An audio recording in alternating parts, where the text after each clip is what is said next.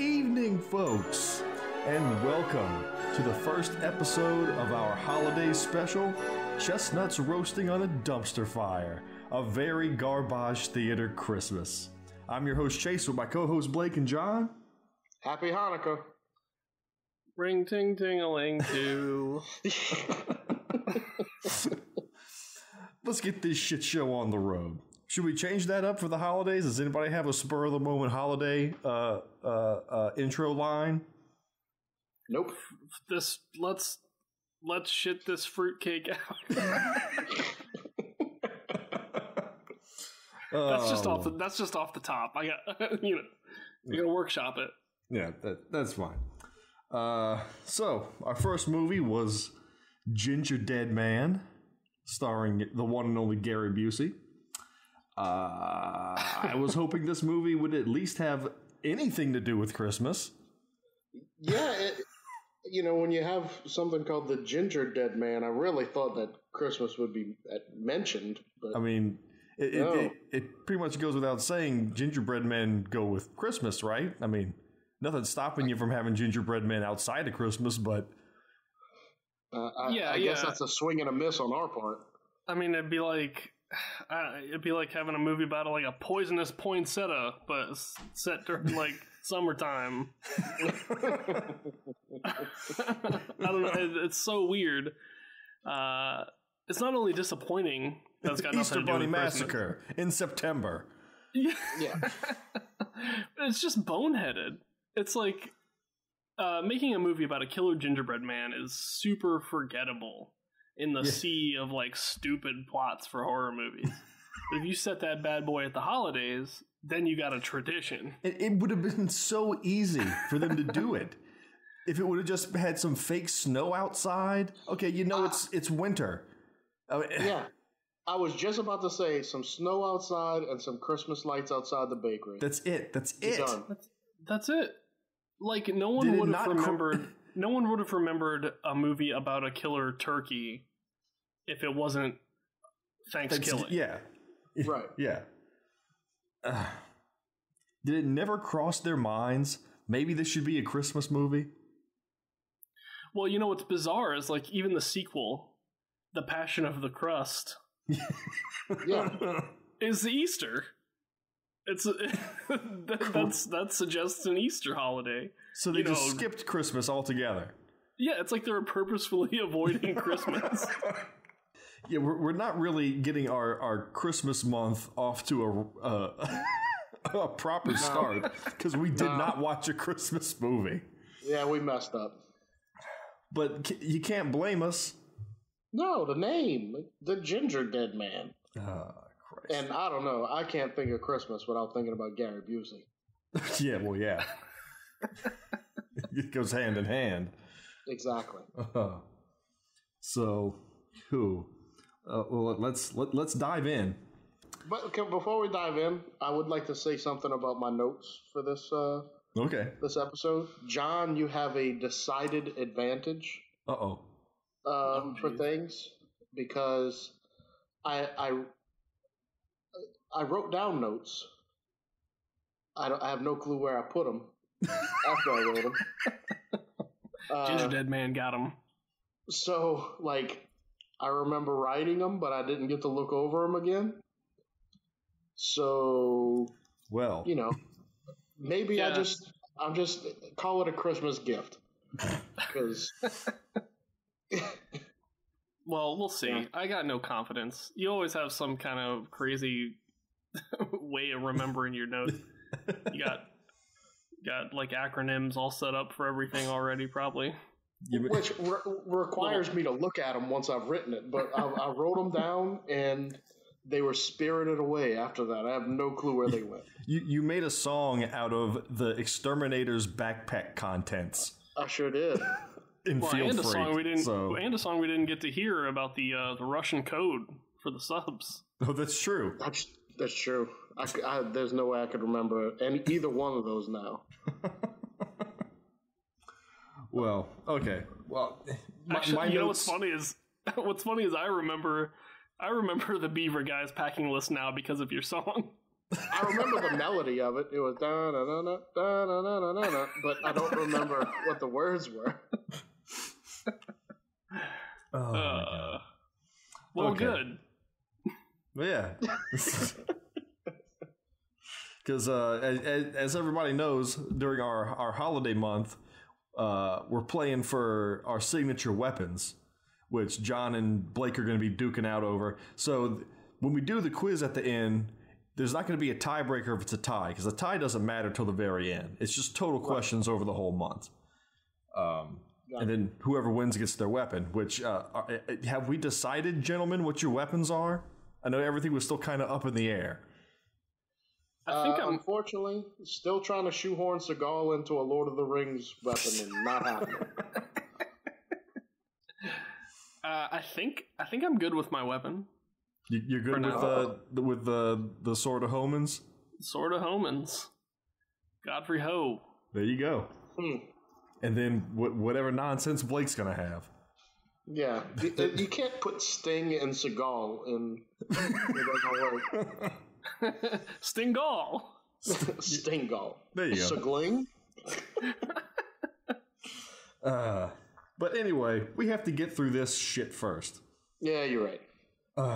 So the movie opens up, and okay, just the first scene of this movie at Cadillac Jack's little diner, where Gary Busey is robbing this diner. Like we walk in mid-robbery, where he's just shot a waitress in the head, and he's pulling money out of the register. There's a family huddled up underneath one of the tables, and this whole scene plays out. I'm like, this is just Gary Busey's life. Yeah.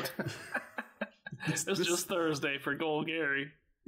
Yeah. They jumped right into it, too. It was like, movie starts, chick gets shot in the head. Yeah. Whoa. Bam. So he's pulling money out of the register. The old man from under the table gets up, and he's like, I'm not going to take this shit. And he very slowly attacks Gary Busey and gets shot for his trouble. So, he also gives him plenty of notice. He's like, first of all, Gary Busey's got a gun. Yeah. And he's like, I'm going to get you, you son of a bitch. And then he just gets shot like an idiot. Gary Busey's got a gun, and the old man had a belly full of flapjacks. There was no way he was going to be quicker on the draw. Oh, Christ. So he shoots him, shoots the old man dead, and Busey just looks confused through this whole scene. Like, he's not in control of his body here. But he does manage to shout out that he smells something feminine. Yeah, that was weird. None of his lines make any goddamn sense. It's just this stream of consciousness insanity. Yeah. So he starts yelling he smells something feminine. He could smell females. That's his power or something. And so the old man's son climbs out from under the table and starts pleading with him to, you don't got to hurt anybody because you just, lower your gun.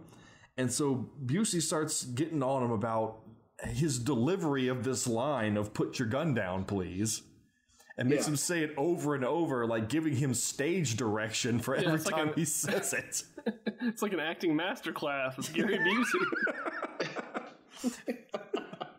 You're terrified through the whole thing. I would take that class. So that's life or death, man. You don't know whether you're coming out of that or alive or not. So after pleading with him a little bit, Busey puts the gun down on the counter and starts, goading the kid on to go for the gun. Meanwhile, he flips out a switchblade, and when the kid jumps for the gun, he stabs him in the back with the knife, and it cuts away from him to the girl that's remaining under the table. And you hear this sound like he's carving this boy open. Like you just hear him grunting and this just like bones crunching and this slicing. And then it cuts back and he's just stabbed him once. And it was like a Swiss Army knife. It wasn't anything long. It was like a few inches, maybe 2 or 3 inches long. Yeah. Just goes to show how great of an actor he is. Yeah. Gary Busey just had a little too much fun in ADR. Yeah. So he kills him, and then he starts, doing this creepy little here kitty kitty thing to the girl. Gets her to come out, and when she comes out, he tells her, next time you need to find a safe place to eat. She didn't know that this wasn't a safe place. So this is the chain of events. He says, next time, find a safe place to eat. Now I have to do what my mama taught me and finish my business. I'm not going to kill you, but I'm going to shoot you. I'm not going to kill you, but I absolutely am going to kill you. So he's like wrestling mentally with whether or not he should kill the girl, and it's a thing that never comes back in the movie. Right. Like, he's supposed to be like psychologically tormented by his mother, like it's a Norman Bates kind of thing, but it's not. It sort of comes back, I think. There's no proof of that, and I know what you're talking about, and we'll get to that later. Yeah. So he does wind up shooting her. We don't see what happens to her. He just shoots her, and then there's cop sirens outside, and he goes, "Oh shit," and he runs away. And then we cut to the title card, Gingerdead Man. Now, the credits roll out, and it's just, creepy shots of a smoky, creepy bakery. But when we come out of the credits, we're introduced to this girl that works at this bakery, and there's nothing from the opening scene to this that gives any passage of time, or that this girl is the girl that he just shot. I mean, I guess you just have to assume it. Oh, wait. She is? Yes! Yes! Yeah, because her brother that's dead was the kid that he stabbed. Yeah. The dad's dead. That was the old man that he shot. Right. Didn't her hair color change or something? Everything changed. She was blonde in the diner scene, right? She was a completely different freaking person in the diner scene. I'm pretty sure it's a different actress, right? That's not supposed to be her. That's not supposed to be. Yes. What point would that scene have? That was her brother's girlfriend or something, right? I mean, no. You just blew my mind. If that's actually supposed to be her, then everything's out the window. Yeah, that was her. Yeah, because later I'm going to jump ahead to the end of the movie, but he keeps saying, you were too scared to do anything about me in that diner, and she said, well, I'm not scared of you anymore. Yeah. That was her. Holy shit. Yeah. I might do pretty good on this quiz then. Yeah. No, but I'm not blaming you, John, because that was confusing as fuck. It wasn't that confusing. When we came out of the opening credits into the bakery introducing these characters, I'm like, well, what? Wait. Because he's dead now? He's been dead for a while? He's been executed and his ashes were sent to his mom? When did that happen? It's been years, I guess. I mean, through all the appeal process and everything. I mean, it's been They could have given us they could have, done us, a little bit of a what's his name, an Andy Milligan favor and put a 3 years later card. So we know what happened after the bride and groom killed themselves. At the very least. Come on, Charles Band at this point he's made 25 movies. He threw this together in an afternoon. He's gotta have learned something by now. I mean, this makes Puppet Master look amazing. I don't know. I don't think it was ever argued that Puppet Master wasn't amazing. Well, no, Puppet Master is amazing, but okay, it is a movie about killer puppets. Side note about Puppet Master. One of my favorite working directors right now, S. Craig Zahler, who did Bone Tomahawk and recently Brawl and Cell Block 99, wrote a new Puppet Master film. It's coming out soon, and I'm actually really excited about it because he's a really good writer. I don't know what the deal is. He's a good writer. I'm going to write Puppet Master 9 just for the shits of it. Yeah.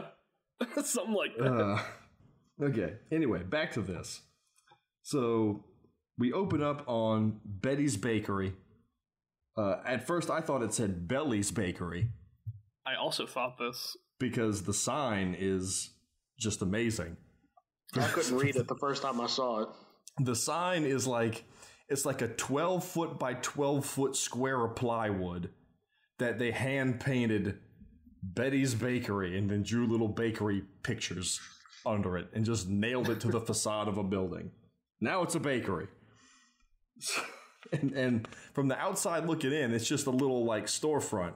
But this bakery is like the size, it's gigantic on the inside. It's cavernous. People lose each other inside of this bakery. Yeah. So we see Sarah, who seems to be there alone in the middle of the night, but we come to find out that the whole staff is there. I could not figure out what fucking time of day this was supposed to be. I kept thinking... I did have a problem with that. It seems like it's the middle of the night because the street's deserted. It's definitely nighttime outside. Yeah. And it's like she's like working there after hours, like, you know, really nose to the grindstone, getting her bakery chops in. So, you know, I thought it could have been really early in the morning because I know like bakeries, they get started early. Yeah. But this whole movie plays out over the same time period, and it never turns morning. Yeah. Very weird. Very weird. So she's going around. She's picking up empty booze bottles that she's finding stashed around. We find out that that's, you know, her mother is an alcoholic because, you know, her husband and son were killed by Gary Busey. Would drive anybody to drink. So we scan over some clippings of like the newspaper and Gary Busey, and there's pictures of her brother, and the only pictures of her brother that she has are from his various birthdays. It's a picture of him celebrating his birthday. He's opening a present. Oh, a different birthday. He's blowing out the cake. Oh, yet another birthday. Well, boy, it's your birthday. Time to get your picture made again. Time to get your annual picture. So she's looking at that and she's sad because I guess we're not going to be driving out to Dallas for your 21st birthday. And then she looks over at the newspaper clippings of Gary Busey and, you know, Busey slays family in diner, and then girl's testimony sends Busey to the electric chair. So, and I don't know why you would keep that. Yeah, I think if somebody murdered my family, I wouldn't like have like his picture pinned up. Yeah, like amongst the pictures of your dead family member. Yeah, it like, I don't know. It was like a whole like New Kids on the Block shrine in the middle of her bakery to Gary Busey. Really weird. Well, it was obviously just a device to give us the information that we needed to bridge the time. Because we get no courtroom scene, you know. We have a voiceover where he like promises to come back and get revenge on her. But she's looking at his picture. Get that scene. Yeah, well, you're looking at his picture. There's a voiceover like, dead or alive, I'll even come back from the grave to get you, girl. Yeah. So, well, she's looking at that. There's a knock at the back door. She goes to answer it, and when she opens the door, there's just a box sitting there that says Grandma's Gingerbread Seasoning. And she looks up, and a cloaked figure rounds the corner and walks away. Now, this cloaked figure... Yeah. It's just a new Amazon delivery method, that's all it is. You would... Okay, so... We're about pay $2 more and a mysterious figure will leave your box for you. Last year it was drones. Now we have weird old ladies. Yeah. You'd think this shadowy figure would come into play again. Nope. I can't believe it. The one and only time is this cloaked Sith Lord drops off this box, and we see them walk away, and that's it. That's it. Never comes back. It's never explained who that was. I have to assume I know who that was, but again, you can't prove who that was. Yeah. I got really cocky even. In my notes I wrote, predictable alert.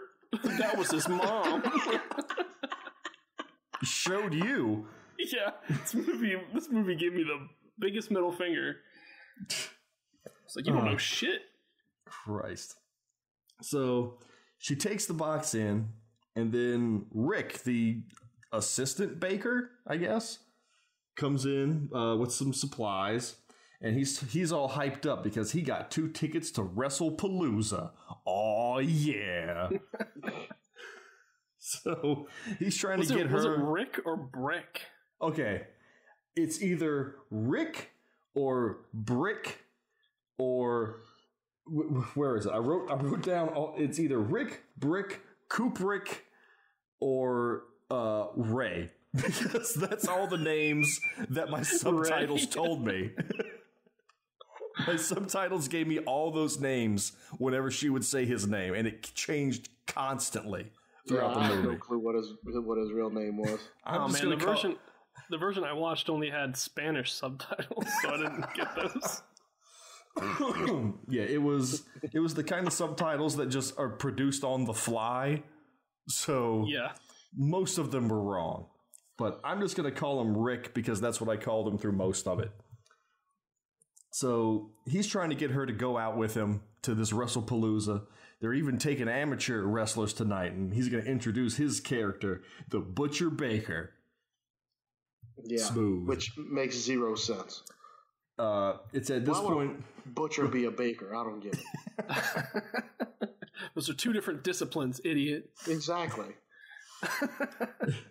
Like, I don't think that translates. I don't think you can be a good butcher and be a good baker at the same time.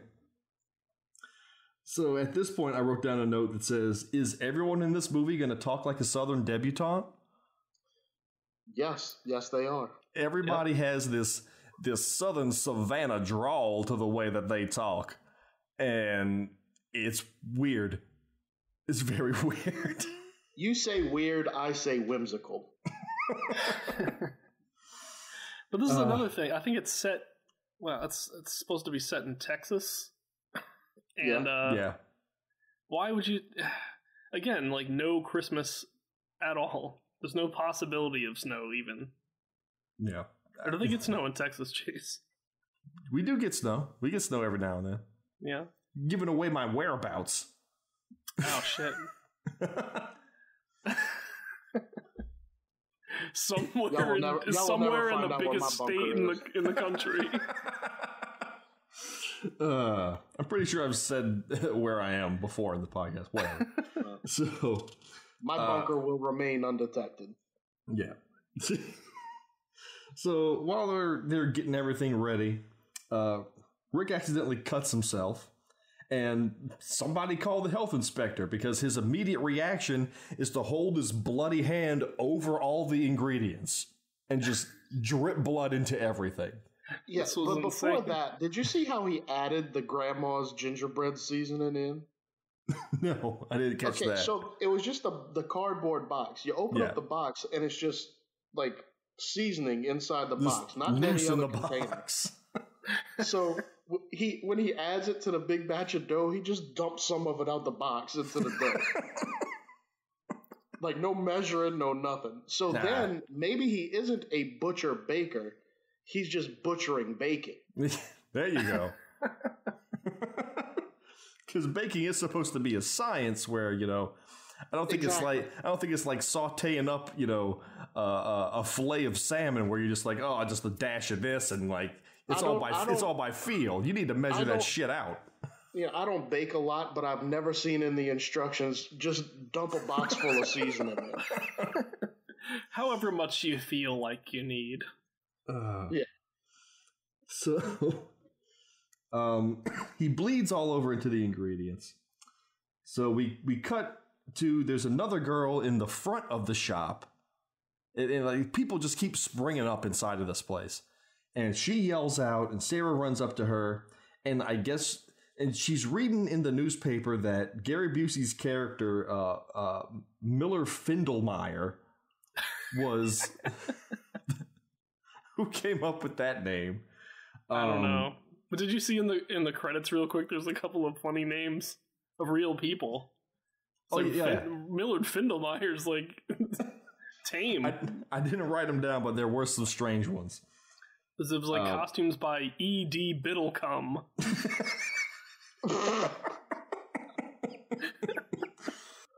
Then there was somebody named Elvis Strange. Oh yeah, so Elvis. He did like the effects, didn't he? Effects by Elvis Strange. Like oh God.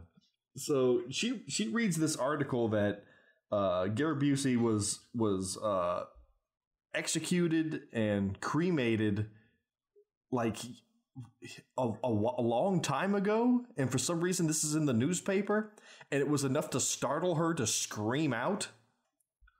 So anyway, Sarah comes in, and that little bit of exposition's laid out on us, and it's at this point that I'm like, okay, so he's dead? When did this? What? I still haven't come to the realization that Sarah is the girl from the beginning. Because they just I don't see how that was. I didn't think that was that confusing. They look so different. Like she looks like she had like big poofed up curly hair when she was in the diner, and she's got it like pulled back in a ponytail, and it's straight now. It's like she's a different human being. That bullet did just. If a girl picks her hair up, she's a different human being. Is what I'm hearing. But like when you're telling a story, you gotta like tag your characters with certain traits. I know. Look, it was just the other day. My wife walked out of her room, came back, her hair was in a ponytail. I was like, "Oh, who the fuck are you? Get out of my house, you lunatic!" So, in the article, it also says that after Busey was cremated, his ashes were sent to his mother. So that's that it's his mom. His mom dropped the ashes off in the box in the gingerbread, and that's going to turn him into the gingerbread man. But the girl who was explaining that said that was creepy. like she was like, and they cremated him and sent the ashes to his mom. Creepy. Like, no. Why did they just flush him down the toilet? That's pretty much standard procedure, chick. I don't know what else. I mean, what's so weird about that? We go back to Rick, and he's practicing his wrestler monologue as he's scooping the tainted seasoning mixture, and he's putting it into the dough mixture. And that shitty. He's going to be a very shitty wrestler, by the way. Yeah, he's not going to last long. The Rock, he is not. Yeah. Don't worry, he's not going to be around long enough to become a wrestler. Spoiler alert. True.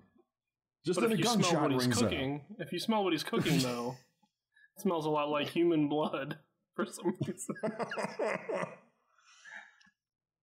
So a gunshot rings out, and Mrs. Lee, Sarah's mom, is out in front of the bakery, slamming back a bottle of booze and shotgun blasted at the competitor across the street. So apparently a big chain bakery opened up directly across the street, and so she's shooting the banner off of it, man with no name style, shooting his hat into his grave with him. She's got the accuracy with this shotgun. I was about to say, this is issue number 1 with gunplay in this in this movie I had, was she has a shotgun, yet she is shooting tiny strings off of a banner from across the street and making no other marks on the building. Rules of physics and reality do not apply to any of the firearms in this movie. No, they do not. No, most objects in this movie, I think. So she's shooting at the building across the street, and she's upset because we don't stand a chance against these big chain bakeries coming in. So Sarah takes Julie is the other girl, and tells her to take mom home. And so they run off. Rick, but then her mom says that she'll be back later. I mean, like, what time? What the fuck time is it? It's dark outside. Yeah. It's when is she coming back? Yeah. She's got to sleep it off, right? And then, whatever. So Rick turns he's got the mixture going, and he takes off. And then an arm starts to rise out of the dough with this eerie chanting behind it. So that's Did we mention the blood that went in there? Yeah.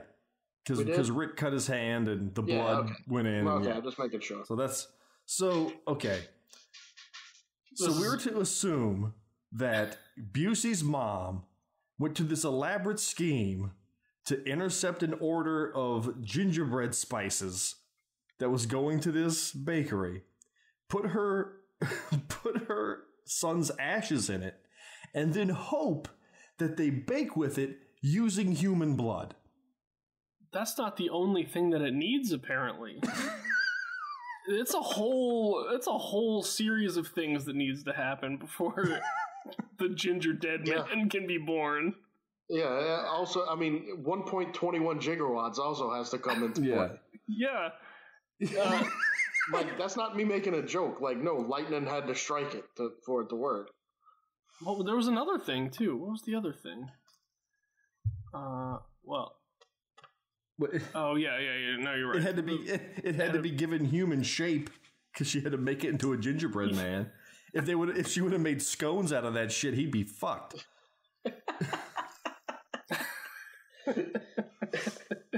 Can you imagine Gary Busey's like his stupid face just on a scone be like, hey, Or what if he was just like a wall of a gingerbread house? Yeah. And it's not even the blood of like assuming this is some kind of witchcraft. Yeah. It's not even the blood of like the girl that sent him to prison. It's just some asshole's blood. Any old human blood will do. Mm-hmm. The assumption that blood would wind up in it.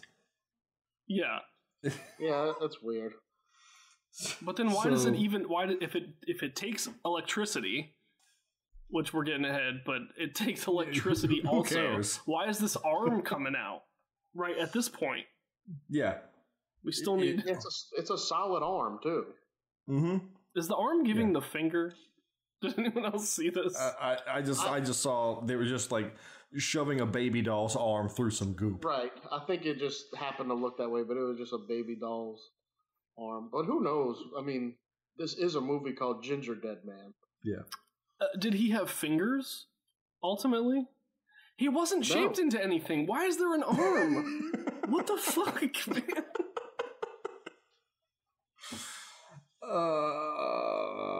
I don't know. Yeah. Maybe he wasn't supposed to be in gingerbread form. Maybe he was just going to rise from the dough in full form. And then she happened to intercept him and turn him into... to make a gingerbread man out of it. So many questions. Oh my God. So anyway, this cowboy drives up and gets out. This douchebag here. And he's the owner of the competing chain bakery across the street. And his name's Jimmy. And he says that, you guys are going to pay for that banner that your mom shoots. I can't have your mom just shooting up my building. Yeah, this is an everyday occurrence in Texas. Don't you know? So, I do know. Yeah. So he's offering to just buy him out, and we'll settle this amicably. He's offering to pay him $50,000 to just buy him out. And oh yeah, you see that girl sitting in my car? That's my daughter. She was voted Miss Pretty Face of Waco, and she's gonna have a big modeling career. So I can afford to do. What does any of this have to do with anything? Nothing with anything. That doesn't make me as mad as the fact that there's only a select few things that I remember from my notes, and Pretty Face of Waco was one of them. So thanks a lot. There's so many things wrong with what this guy has to say. So at one point he says his restaurant is going to be open in a year from then. It doesn't take that long to put a restaurant together. I mean, the building's there with a banner on it. Yeah, I mean, it's ready to go. And then he acts like $50,000 is enough for Sarah and her mom to like live like kings for the rest of their lives. Yeah. So after he gets done with that, Sarah goes back inside. She's talking with Rick. Rick doesn't want her to sell. He wants to help her fix the place up. It just needs a new coat of paint, and we'll start making money. She lets him take off. She lets him take off early. It's again. It's 2:03 in the morning. It's 3:45 in the morning. She lets him take off early so he can go to his wrestling event. So the wrestling event is in the middle of the night too. The timeline. So if it started at sunset, if the movie started at sunset, then we could have made heads or tails of this thing. But it didn't. No, it started at night. I mean, at least throw in some pictures of scarabs to let us know what time we're supposed to be dealing with. Where's the time-telling scarab shots? God damn it. So he leaves. She decides that she's going to start doing some baking. So she gets the magical gingerbread dough and rolls it out and takes out a goddamn toddler-sized cookie cutter of a gingerbread man. This thing was hilarious. It's like prop. It's like 2 feet tall. What popped in my head whenever she pulled that thing out was Burt Reynolds on Celebrity Jeopardy when he has the giant cowboy hat on. It's funny. It's oversized cowboy hat. It's an oversized gingerbread man. Yeah, it's funny. And she went about the most inefficient way of cutting a gingerbread man too. Yeah, she rolls it out. She rolls it out and she just plops it dead center and then slowly peels away the excess around the sides. Yeah. And it's not even like the dough she's using. It's like biscuit dough. Yeah, it's not the right dough. It's like oozing out. It's not holding any form. And she made one gingerbread man and then I guess threw away the rest of the dough. No wonder your business is failing, dumbass. I'm gonna spend all night making this one comically large gingerbread man, but I'm gonna blame the guy across the street that's got a fucking banner. This chick needs to take like a fucking business class. Oh my god. It's a good thing she didn't make more than one. And a whole army of those fuckers running around. Then they would have had to pay Busey's son, whatever his name is. Yeah. Bring his big toothed ass in there to be a gingerbread man too. So I guess they had to make it a big gingerbread man because a regular sized gingerbread man wouldn't be believable as a threat. Yeah, that'd be silly. That'd be silly. Come on. Can I take back what I just said about old Jake Busey? You're gonna take it back? Because I just thought about it. The 2 movies that I know that he's in, I enjoy both those movies. So, Starship Troopers and The Frighteners. I mean, that's both good movies. I was about to say I didn't know that you enjoyed Contact that much. Never mind. Fuck that thing. Jeez. You forgot about that, didn't you? Fuck that dude and the big toothed horse he rode in on. Okay, so she makes the big cookie cutter gingerbread man. She proceeds to decorate it while it's still raw. Yeah, dumbass. This is why your business is failing. But she hasn't even put it on the butcher bakers in that bitch. Yeah, it's not even on the baking sheet yet. It's still on the table. Well, she's just going to wheel the whole table in there because they have a walk-in fucking oven. That's true. Well, that's the other thing. She barely put any flour on the dough, so you know it's just stuck to the fucking table. She gives them 2 little like chocolate chip eyes, a couple of buttons down the body, and then she just takes a knife and just gnarls out a smile. Carves its mouth in there. And she just looks at it like, good enough. I guess it says more about me but whenever she was putting the buttons down his little body, like, all I could think was, she needs to put a penis on him. Like, if I was making a giant gingerbread man, I'm sure that's what I would have done. Straight up, this movie could only have been improved by a gingerbread penis. Yeah. Oh my god. So, sorry. Yeah, so she does that, she decorates it, she's looking at it, and then she hears something in the other room. She goes in there, and it's Lorna, who's Miss Pretty Face of Waco. She's in the bakery for some reason, and she's planted a rat in the kitchen. A single rat. One single solitary rat. And she gets caught doing it, and she's like, oh, I see what you're doing. You're coming in here, you're going to plant this rat, and you're going to get us in trouble with the health department. It's like, well, yeah, I'm going to do that because, you're not worth that $50,000, and I knew you weren't going to take it anyway. Cue the most awkward girl fight I've ever seen on film. Yeah, it was pretty weird. This was bad. Super bad. They start fighting, and it's a lot of awkward, like silly slapping, and when they run, they're flailing their arms in the air until Sarah punches Lorna one good time, and the sound effect it makes, it's like a Mike Tyson punch. Yeah. It's like, wow! So, and this is after she hits Lorna in the face with a pie. That's her opening attack. Yeah, that sets the whole thing off. And then, she just runs away. She hit her with a pie, just bounces, and then just gets chased into the bakery. So, after the Mike Tyson punch out, that's when the special effects kick off, because she falls into the generator, I guess, with the fucking Tesla coils coming out of it that every bakery has. Yeah. And she hits it, it goes bananas, and sprays Ghostbusters special effects onto the table where the raw gingerbread man is. Right. It gets lit up. It gets this goofy little squunched Gary Busey face on it. This is where the movie started getting good. When that thing got the face on it, it's like, all right, here we go. And then, voila, we've got the Gingerdead Man.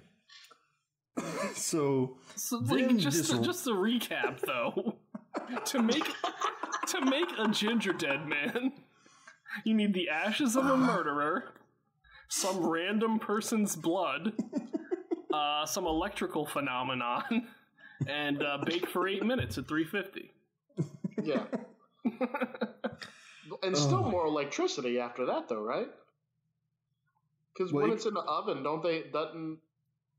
then you have to set the whole thing on fire. Yeah, that's right. He catches on fire. Oh God! So at this point, some new random asshole joins the crew that we've never seen before, and this is Amos. he comes in, and this is Lorna's. Okay, hold on. His name was Amos. Yes. Yeah. The whole time I thought they were interchanging. I thought his name was Angus, and they were calling him Anus, like to make fun of him. Okay. I watched this movie. My wife actually did watch this movie with me. She watched the whole thing. Nice. And as soon as he came on, the first thing she said, "Is his name Anus?" Well, good. I'm not alone then. But no. Well, this is kind of interesting. Amos. The naming convention. So our main character's name is Sarah Lee. Is that correct? Mm-hmm. Yes. Yes. So, and this guy is famous Amos. Mm-hmm. And Lorna. Lorna Doone? Yeah. Oh my God. This movie just got better. Oh. Oh wait, what's the name of the bakery? Betty Crocker. Betty Crocker. Oh my goodness. Hold on. This movie is not shit. This movie is fucking deep. Wow. We're peeling back the layers here. Oh here my God. Now it's popping off. Okay, so Amos comes in, This is Lorna's boyfriend. So when they come in, Busey's in the oven being like electrified and cooked, and he pops up in the window and he spooks everybody. He's like, his little noises he made just made me laugh the whole time. Like, there's a scene where he's talking to that same rat that was planted in there. Oh my god, I got a whole thing on that. Okay, good. We'll get to that later, but it's hilarious. So he pops up in the window, he spooks them all. He gets out they open up the oven and he escapes through the fog, and then they say one of the first of the many Pillsbury Doughboy puns of the movie. They use like 15 of them. He's it's the Pillsbury fucking Doughboy, and the Amos that looked like a gingerbread man. It's how that line was delivered. Yeah. And Lorna thinks it's black magic. Clearly. Yeah. Black magic is to blame. Which Amos, I have to agree with her. A fucking gingerbread man just came to life. Yeah. Amos says it's a prank being put on by Rick because he's that nerdy guy that's into the wrestling. Lorna then uses her Ouija board anecdote to explain all this away about how the spirit of Rosalind came to them when they were playing with a Ouija board and told her about how her boyfriend had cut her up and wrapped her in tinfoil and mailed her around to family and relatives. And then sure enough, a few days later, she read about a murder where that happened. So boom, black magic, Gingerdead Man. Yeah, gotta be. So Amos says, "Don't worry, because if it is a real if it's somebody playing a prank, don't worry, because I'm a clobber 'em. And if it is a real gingerbread man, well, we're gonna catch him and we're gonna put him on late night TV." Yes, the most obvious of plans. We're going to get him on Leno. We're going to get him on Letterman. Yeah. And we're going to be famous. That's where all the money is in late night talk show appearances. Yeah. So they start looking for him. They seem to lock him in a fridge. But Amos takes a look in there and he says, nope, he's not in there. Looks like he got away. And are the fridge and the oven the same? Yes. Object. I couldn't tell. It's just a door. When it's the fridge, it's a door with a blue light in it, and when it's the oven, it's a door with a red light in it. But is there a such thing as a walk-in oven? I think there are big ovens. There probably are, but I know there's big ovens, but I'm talking about for like baking cookies. No, I don't. I seriously doubt it. Yeah, I mean, I think industrial, I don't know enough about and stuff. Yeah. I don't know enough about business front baking to say for certain, but I'm fairly sure, what's it? Those little cookie shops that you see in the strip malls don't have walk-in ovens. Okay. No.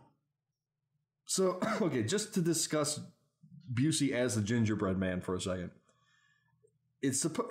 They're going for this Chucky, Charles Lee Ray vibe with it, that he's this murderer that got put into an inanimate object and he's a killer now. But he's totally fine with being a gingerbread man. Yeah. There's no conflict there. It's not like Charles Lee Ray. He gets put into the Chucky doll and he's like, God damn it, I'm a freaking doll. What am I supposed to do here? I need to get out of this doll. Right. Busey's having the time of his life as a gingerbread man. He's cracking puns. He's got one-liners. Well, he is Gary Busey. This was all part of the plan. As they're looking for the gingerbread man, Mrs. Lee shows up again. She's escaped from the other girl. She's come back as she promised she would do. And she comes in and she sees that rat. So she digs out a bottle of booze and starts slugging that back. She's going to go take care of this rat. But then she hears a Gary Busey noise in the back. So she starts searching the kitchen, and she comes up to the newspaper clippings of Gary Busey. And was it like circled in icing? Yeah. So he did that for some reason to draw attention to it. And so she looks at it and she's like, oh no, it's fine. He's long dead and buried. So was she assuming that he was back because his picture was circled in icing? She's a drunk. So Busey shows himself as the Gingerdead Man. He's on the table just kind of just making noises. It's so ridiculous. And he's got a knife behind his back. So she walks up to him, and her initial reaction is, well, what do you do when there's little pastry men around? You poke him in the tummy. Right. So she extends her finger out, and she goes to poke him in the tummy, and he drops one of his first Freddy Krueger one-liners, and he yells out, hey, you ever tried lady fingers? And he swipes her finger off. It was a great scene. And like one finger, and it's her ring finger. How do you get to the ring finger with a knife? Well, that's a finger she was using to poke at him with. Was it? Was it? I think she just had her ring on her index finger. No, she's a drunk. She doesn't know what finger she's using. So chops her finger off. She falls backwards. Later, Julie comes back, frantically trying to find this drunken old lady that got away, that managed to give her the slip, and finds her passed out in the laundry hamper for all the aprons that they go through, these three bakers. Mind you, at this point, it's 2:35 in the morning. So she sees her. She's laying there. She's covered in blood. And she goes, oh, come on, Mrs. Lee. I got to get you home. You need to get her to a doctor. Yeah. No shit. So she starts to get her up. And then Busey hits her in the head with a frying pan. That's going to leave a mark. Jesus Christ. That was the best parts of the movie, man. And they didn't show it enough. What his scale is defined because he's taller than her at this point and hits her over the head with a frying pan. He's just floating in midair. So Amos goes outside to his car and he retrieves his revolver, his trusty magical revolver. I'm about to say, I don't know what cheat codes this dude put in, but holy shit. So this is also like Dirty Harry's gun. Yeah. It's like a band cannon. It's a Colt Python, yeah. So he gets that, he goes back in. All the characters, especially Amos, are just mumbling through their lines. They all have this stupid southern drawl, which makes it even harder to understand them. I didn't get 50% of the dialogue in this movie. And the subtitles were no help whatsoever. Busey, Gingerdead Man, cuts the power to the bakery, so they have to go to the backup generator. Well, so can we talk about real quick the lighting in the bakery? Because it was dark outside.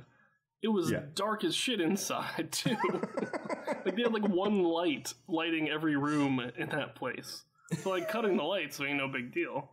It's atmosphere. They believe in solar power at that at that bakery, and they conserve.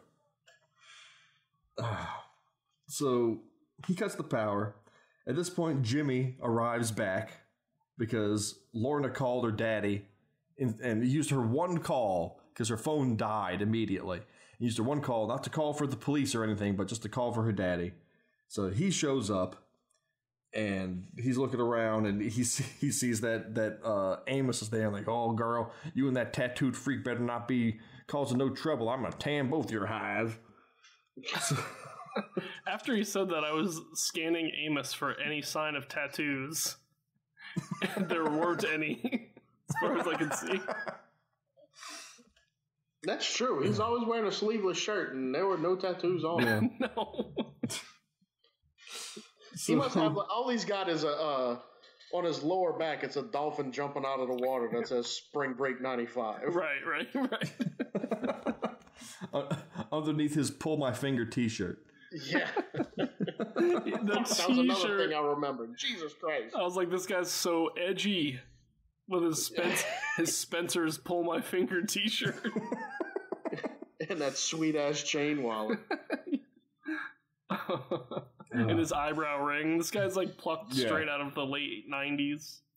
Yeah. So Amos is talking with Sarah, and I guess Amos is supposed to be her love interest in this. Suddenly, I guess, because they're talking with each other in a very flirtatious manner about how he's with Lorna, but he doesn't think of her that way or anything, and they reminisce about way back in the day when she gave him a bloody nose, and you're not as tough as you think you are, Mister. We go back to Jimmy outside. He's looking around trying to get a scope of things, and Gingerdead Man hijacks his car, and which makes no sense. None at all. The car just starts up. There's a puppet gingerbread man behind the wheel. He's using a rolling pin to push the gas and steer the car. He's just the whole time, and steers it and rams Jimmy into the wall and kills him. Which I was upset about this too, because he only had one rolling pin, yet he hit the brakes a couple times. Well, he's swapping them back and forth. There's no way. There's no way a gingerbread man could pull that off. Absolutely not. Well, this is when I'm starting to realize that there's like no relationship between his like mass and his ability to lift or open things. It's none at all. It's like again, I had the same issues with Chucky sometimes, because he'll jump on a person and weigh them down as if he weighs as much as a full-grown man. Right. So does he have, is it like Ant-Man? The smaller he gets, his strength scales up? We'll never know. Yeah. These questions are not answered for us. Unless we watch the next 3 of these. Maybe there'll be some answers in those. A lot of their ideas on this movie were half-baked. Absolutely scathing. Oh, Christ. So, Amos and Sarah, they're working on the generator. More flirtatious dialogue. They come back out to find to Lorna, and they all spot a trail of blood. So they start following it, and it leads to a fridge. They open it up, and they find Julie laying on the ground, covered in whipped cream with cherries on her nipples. Yeah. I love that he spent the time to do this. Yeah, he decorated her as if she was a gingerbread person. A naughty gingerbread person. Yeah. Oh, man. Oh, God. So they pull her out. We cut back to Lorna. She leaves. She's like, I don't want any part of this. She goes outside to find her dad dead, pinned up against the wall with his own car. And she goes, oh, Daddy, no. Oh, Daddy, you mean so much to me. And then she just jacks his ring. Yeah, and walks away. Because she's a piece of shit. What got me was, how many times did this broad leave that building? They leave the building constantly. Yeah, leaving is so easy. It's a gingerbread man. You've already gotten outside. Go home. Just walk away from him. Because even if he was going to hightail it after you, you got time, man. Well, again, you know how long it would take. You know how long it would take him to go a few miles. But that's only if the rules of physics applied to him, which they don't. They clearly do not. Yeah, I guess you're right. He could drive right after you. Yeah, he could. Either way, out the building. Get going. So after this, Amos lays out the plot of the movie for us, if we haven't caught on by now, about how the gingerbread man is the spirit of Miller Findlebottom, whatever the fuck his name is. So they're taking care of Julie, and Sarah says, "Oh, I don't think she has a concussion, but she's in shock." And she knows this because she's taking nursing school at community college at night. No, you're not. You're at the fucking bakery all night. Yeah. So she kisses Amos for a reason that I can't remember. I don't care to remember. Because he's famous Amos. Famous Amos gets all the broads. That's fact. That's happening in one room. We cut back to Lorna, and she's wandering around one of the 1,000 foyers of this bakery. Right. This bakery, again, just they're always like miles away from each other. They can't hear when each other screams. The bakery is huge. It's Pan's Labyrinth. It's Pan's Labyrinth. That's all it is. Yeah, yeah. They couldn't even hear a car striking the building.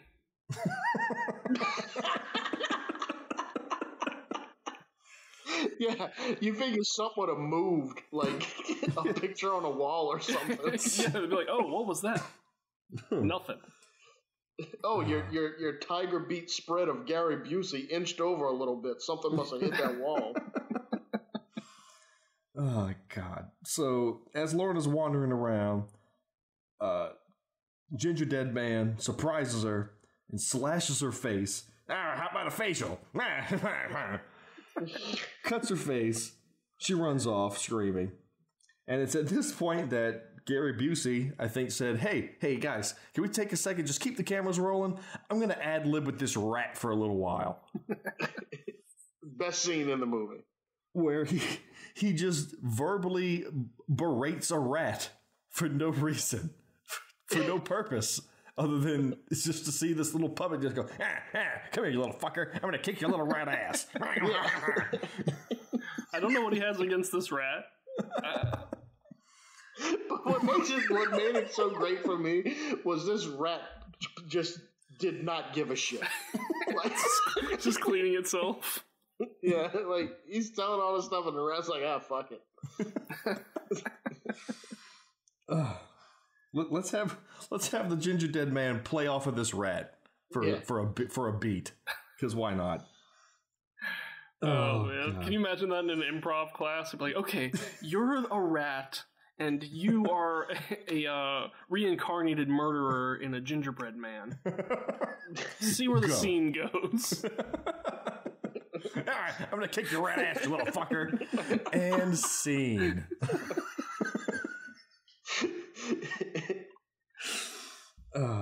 So after this, Lorna runs in to find Amos and Sarah, and she's worried about her beauty pageant career because her face got slashed up, and she wants to get the hell out of there.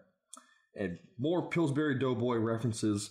And she goes to leave, and boom, knife to the forehead. They wanted to say it was like a booby trap, but like she ran past a nylon rope and then a knife in the forehead. They didn't explain how it got there. She ran past the nylon rope. Something fell from the ceiling and smashed on the ground, which was supposed to be the counterweight to the knife. No clue. And this K-bar combat knife that I guess he found laying around this bakery just comes flying out and embeds itself to the hilt in her forehead. And that's it for Lorna. It left me speechless. I had to watch it several times to see if, like, in any way this trap was explained. It wasn't. It's complete nonsense. And so that's when Amos exclaims, "Oh, he's booby-trapped all the exits." Well, you've come and gone at least 10 times already. Yeah. And even if so, if he did it after that, that one's not booby-trapped anymore. I was just about to say, that one's been sprung. Go. Just leave. And, okay, so the timeline here on this trap... Lorna just there's like one door, there's like the back door, right, and then the other door that leads to the front of the store, right? So she just came in that door and it was fine. And so sometime in between her coming back in and her trying to leave, he did this booby trap, like, in plain view of everybody.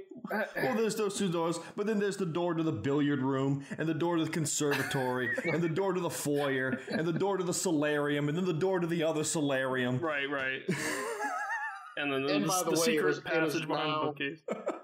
Yeah, it is now 4:47 in the morning.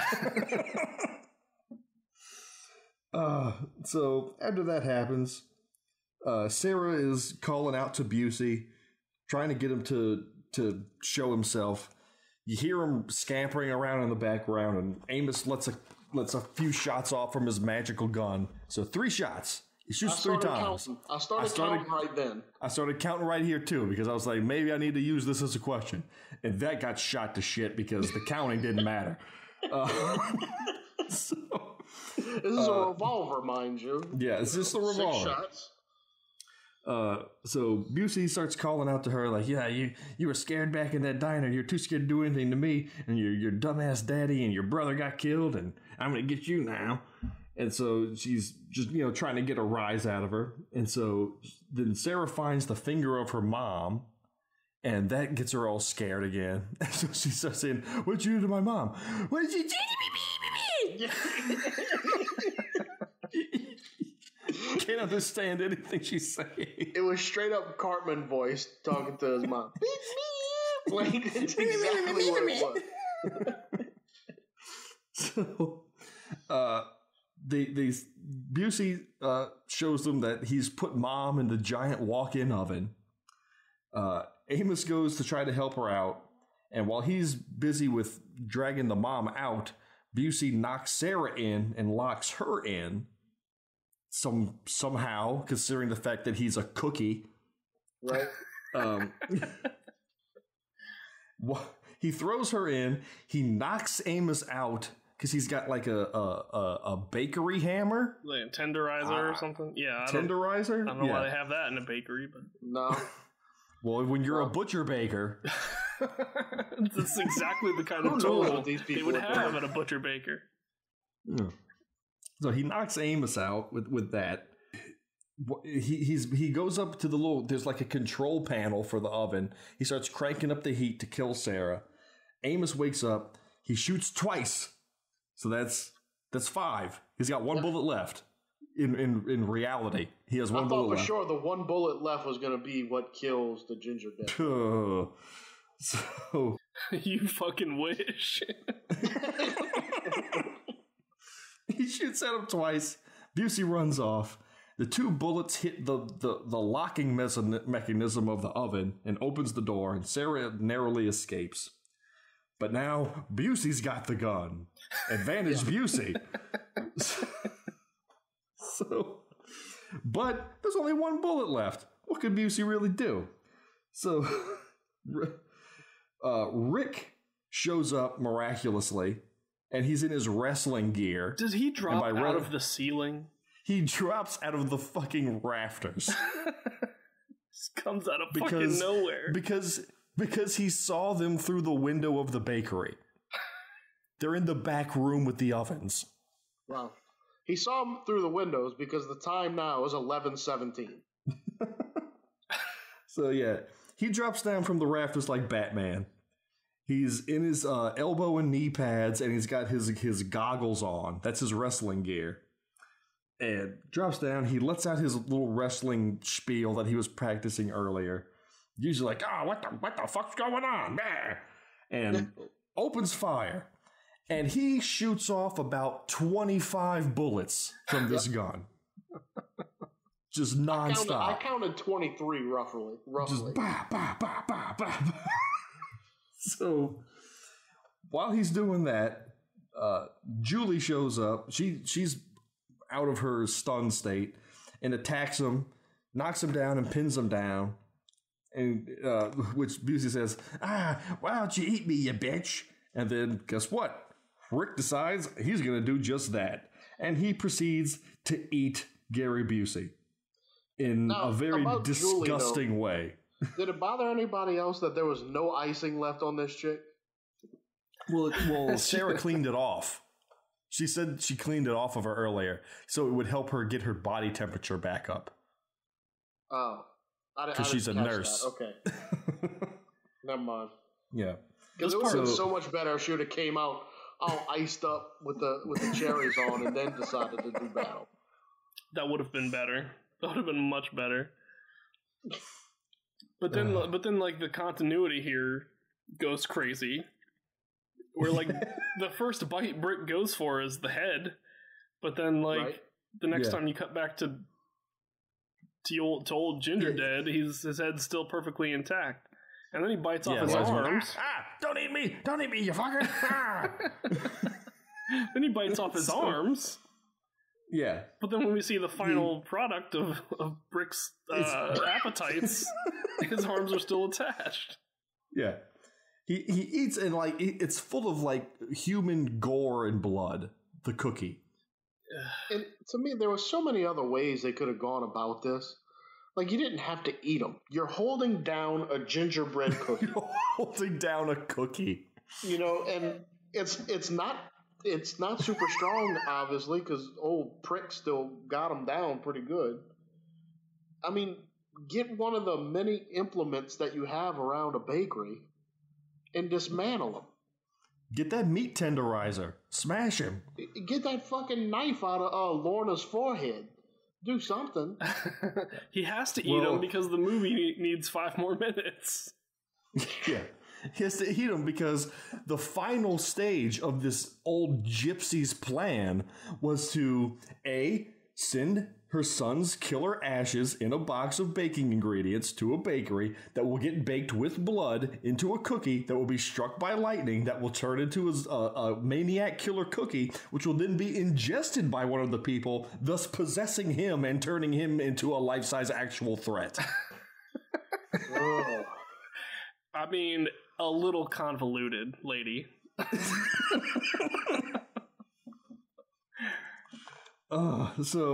That's jumping ahead a little bit. Okay, so Rick eats the head off of the gingerbread man and lets out a belch and goes, "Got milk?" And then this da-da-da-da music plays. Now, I loved this part. Did it bother anybody else that he was the butcher baker for his wrestling name? Yeah.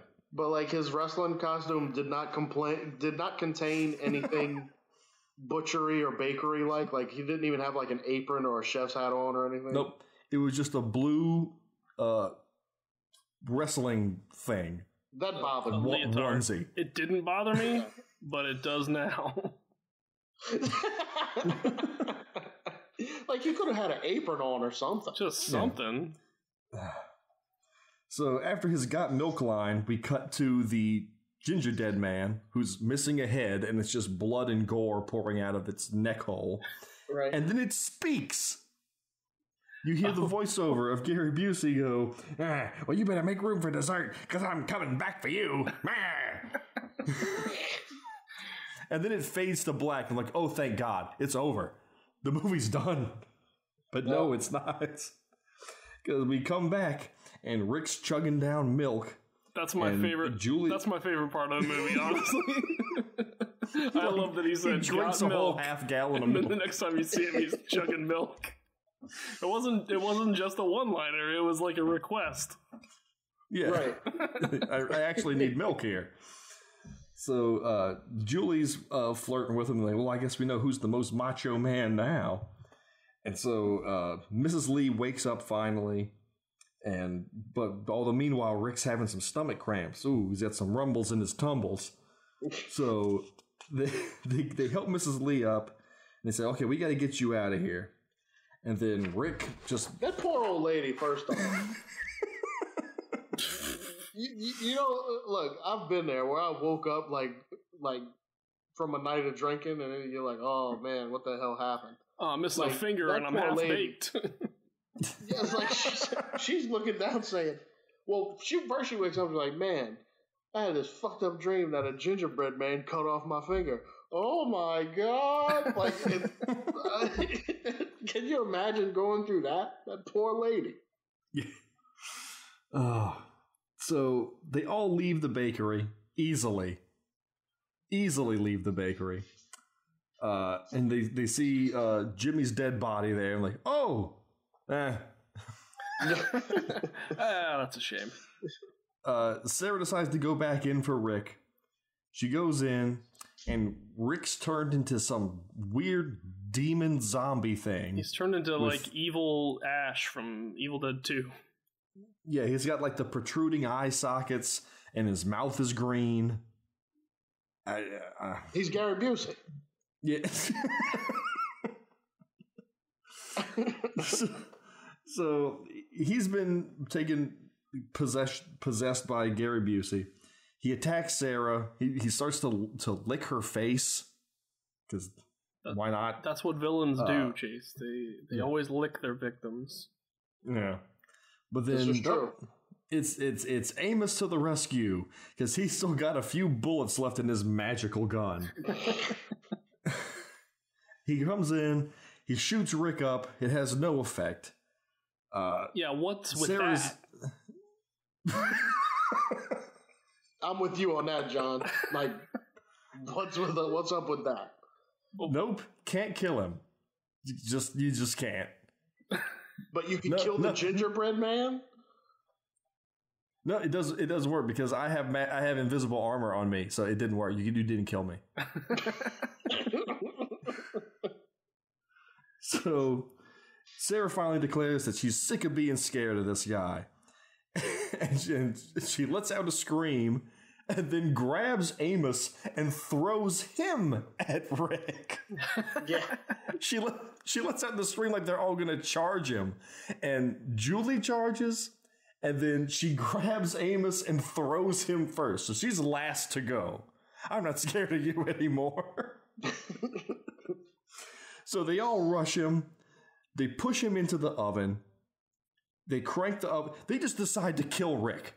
Yeah, they didn't even consider the fact that maybe there's a way to like save Rick. Yeah, maybe we can save him. Maybe if we just make him throw up, stick a finger down his throat or something. No. We're just gonna. I'm sick of this shit. I'm sick of this movie. I'm sick of being in this movie. We're just killing Rick. I also think that the rat in the bakery is the last thing they got to worry about with a health inspection. They got blood in the dough. They're cooking people. There's fingers laying around. Blood and fingers and people cooked. I mean, it wasn't going to be the place across the street shutting you down. Like, you shut down yourself. Yeah. At this point. You played you yourself. You should have took that $50,000 because the dude's dead anyway. You could have took the money. You know, I don't know. This bakery sucks. Yeah. So they kill poor Rick, and then they write it off like, he was gone. We had no choice, right? Right? We had no choice. Yeah, sure you didn't. So, a little bit of a time jump, and it's outside of Betty's Bakery, and they're having a bake sale on a little lucite fold-out table in front of the bakery. Yeah, that was another thing. Like, you own a monstrosity of a store. Yeah. Like, you have Sam's Club for a bakery. And y'all are going to set up on a sidewalk. Your whole business is a bake sale.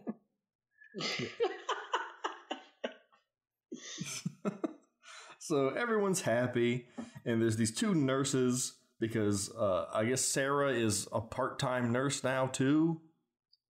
And so they're like, oh yeah, I'm so glad Mrs. Lee looks better, and she's de-boozed herself. And then these two little baseball newsies kids run up, named Simon and Khalik. I don't know if anybody caught that. No. Yeah, Simon and Khalik, the two little kids come up, and they that goes with the baking name convention, does it? Does it? Not that I know of. No, it doesn't. Jesus Christ. So they come. They ask that they want a gingerbread man. And they say, oh, we just got a delivery of some gingerbread man. Here you go, guys. And they open up the box, and it's a bunch of gingerbread man. And then there's a music sting, and all the gingerbread men sprout googly eyes.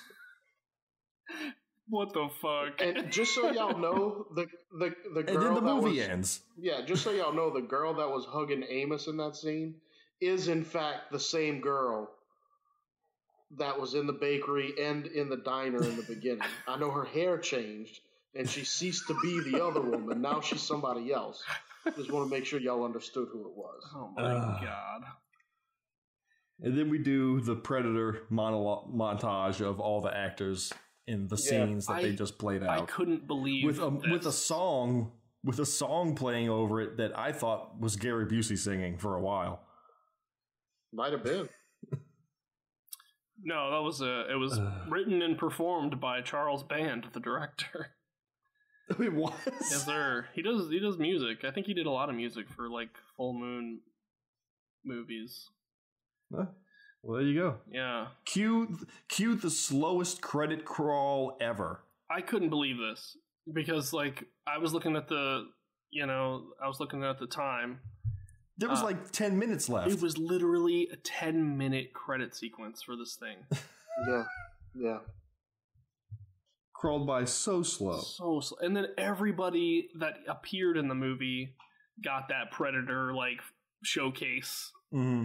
And it wasn't they didn't film new stuff for it either. They just like showed it was just the movie again. Showed big it was the chunks Cliff Notes of the version movie. of the movie. And then as I was jumping through the 10 minutes of credits to get to the end to see if there was a stinger, thank God there was not. Right.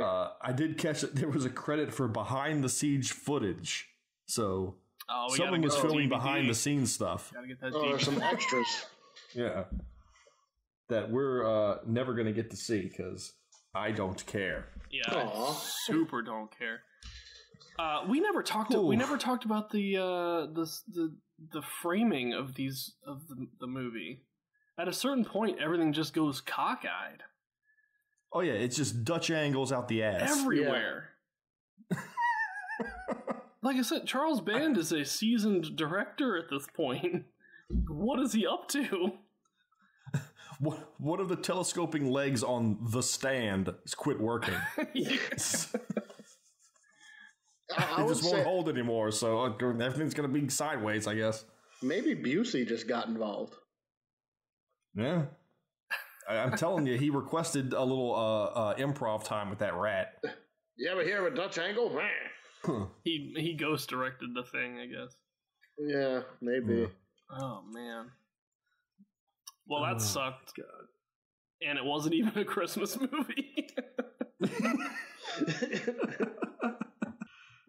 Well, now we got to do the quiz. Yes, we do. I'm ready for it.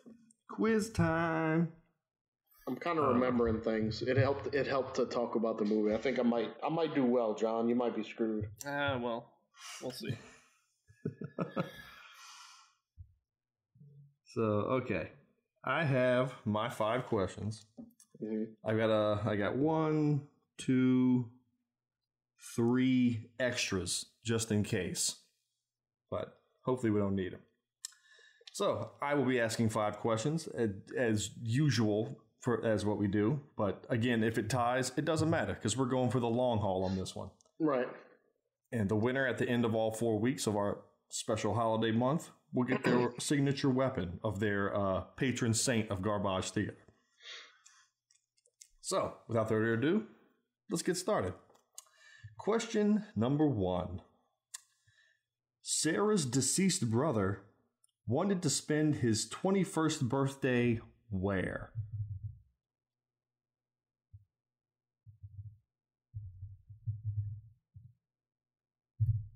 Question number 2. Jimmy's new bakery, he claims, will be the finest in how many counties?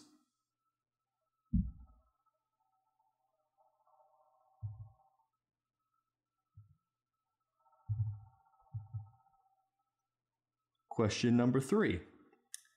Where does Gary Busey's mother live? Ooh.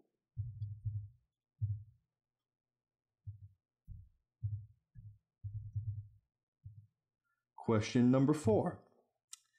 Before rolling out the dough to make the Gingerdead Man, Sarah moves a rolling cart full of what pastry?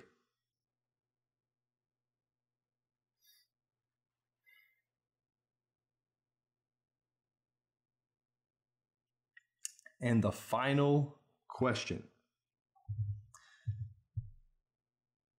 How many times does Amos shoot Rick?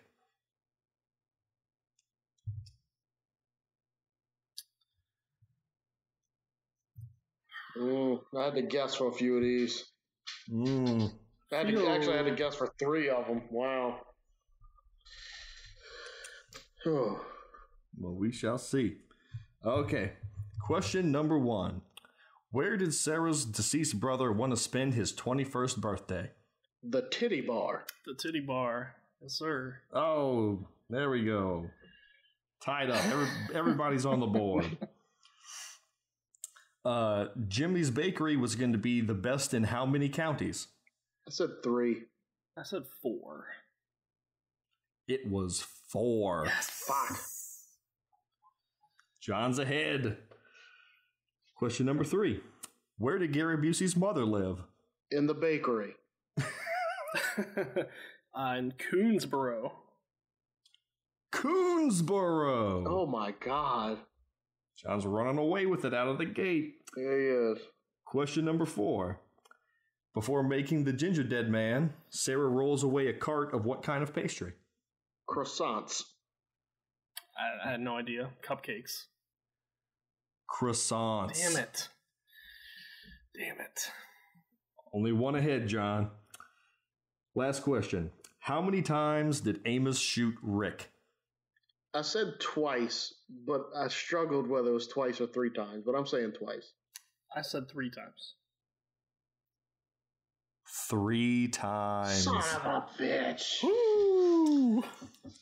So, after Gingerdead Man, we are 4-2.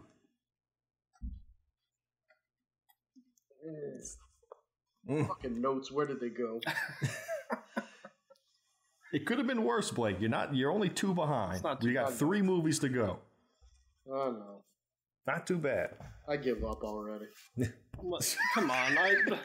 I struggled against you the whole season.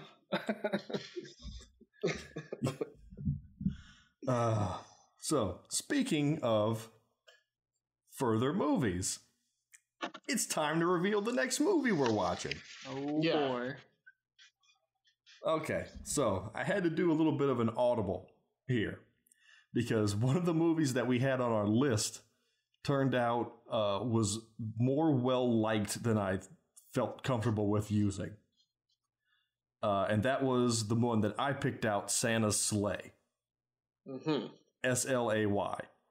It was a horror Christmas movie starring Bill Goldberg of WWE fame as Santa Claus. As the Butcher Baker. And on initial inspection, I mean, how could it not be bad? Right. But after looking more further into it, it has 5-star reviews across the board on Amazon. Oh, God. Because apparently when they said, hey, let's make a funny horror movie about a wrestler being Santa Claus, they just kind of ran with that and actually did a decent job of it. And they did it right. Yeah. They were aware of what they were making. Yeah. Well, good for them. I had to pull an audible at the last minute, and we've got other ones that we picked, but we still needed a 4th, so I went and dug around and I found one. So, the second movie we will be watching is on a subject that many people have made a movie of. There's dozens upon dozens of them on Amazon. And it's a Krampus movie. Yay! I was hoping we'd get a Krampus movie. It's titled Krampus Unleashed. Jeez. It was made in 2016. It's got 2.4 stars on IMDb, 2 stars on Amazon, and a whopping 5% on Rotten Tomatoes. Wow. Tagline, he knows if you've been naughty. Directed by Robert Conway, who also directed Krampus the Reckoning the previous year. I have no idea if they're related or not. If this is a sequel, we'll just have to see. Dude just likes his Krampus. Starring no one of note that I could tell.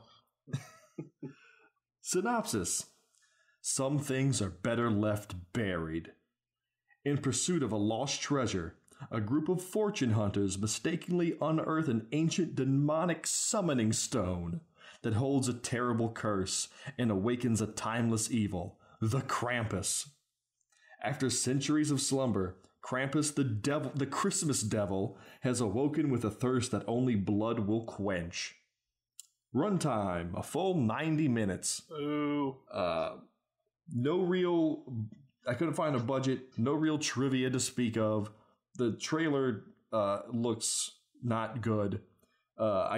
There's one hilarious review though. I got 3 of them. First review, warning, not the new Krampus movie.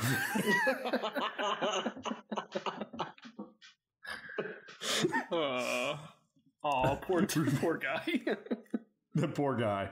Krampus, review number 2, Krampus Unflushed. Review number 3, my personal favorite, these special effects are special needs. Oh my God.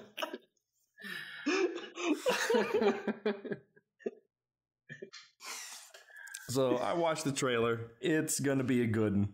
Okay. It doesn't look good at all. So there's a lot of Krampus movies on Amazon.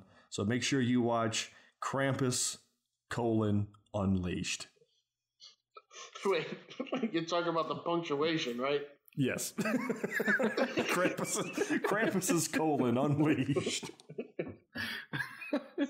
Just making sure, because I was like, I'm pretty sure that's against the rules to have something like that. Oh, Christ. All right. Well, there you have it. Week 1 of our Chestnuts Roasting on a Dumpster Fire is in the can. I'd like to thank everybody that's been listening. If you'd like to, leave us a review on iTunes. We would very much appreciate that. You can find us on Facebook at facebook.com/Garbage Theater. You can follow us on Twitter at @garbage_theater and on Instagram at @garbage_theater. If you want to suggest a movie for our upcoming season, perhaps in January, you can shoot us your suggestion on any of those social media sites, or you could email us at garbagetheaterpodcast@gmail.com. Does anybody have anything else to add to our opening week of Christmassy delights? No. No? I think I quit. I'm a sore loser. That didn't take long. Blake gets behind even the slightest, tiniest bit, and all hope is lost. That's it. Well, I guess you gotta hope that some technicality arises. Well, that's pretty much what I count on at this point. Technicalities and rule changes are what keep me alive. I got nothing. If nobody else has got nothing, then that's that. Go watch Krampus Unleashed, or don't. It really doesn't matter. We'll see you next week, folks.